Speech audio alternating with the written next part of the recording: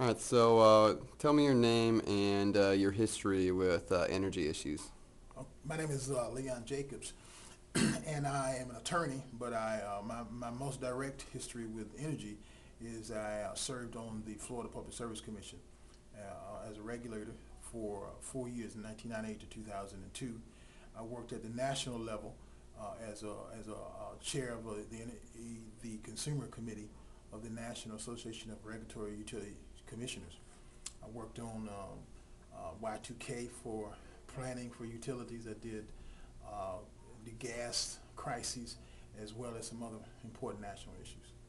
Now, earlier I had the privilege of attending a workshop that you were speaking in, and the topic of mandates was raised, and you said that in reality mandates aren't really needed. Can you expand on that a little? Right, right.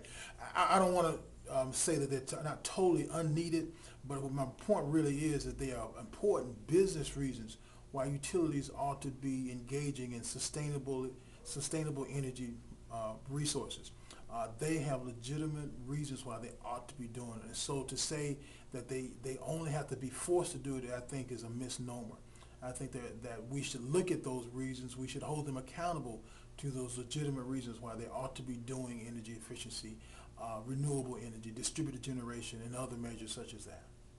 Okay, so you definitely think that there are market-based incentives that are basically being ignored by some of the utilities. I absolutely do. Okay.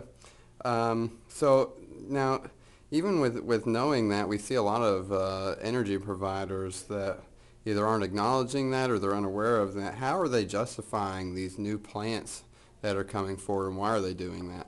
Well, I mean, for them, it's economics. They make money when they produce, or actually, they establish a big capacity to produce electricity. And so they're following that rabbit trail. They're trying to put on the ground as much capacity as possible so that they can expand their rate bases and make money for their shareholders.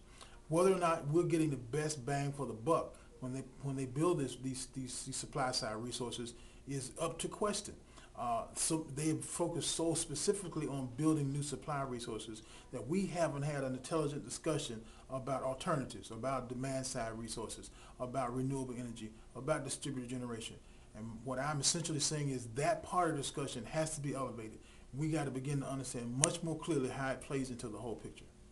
Okay, well, thank you, Leon, and I hope that the utilities in my own state hear your thoughts and take them to heart. Hope so. Yes.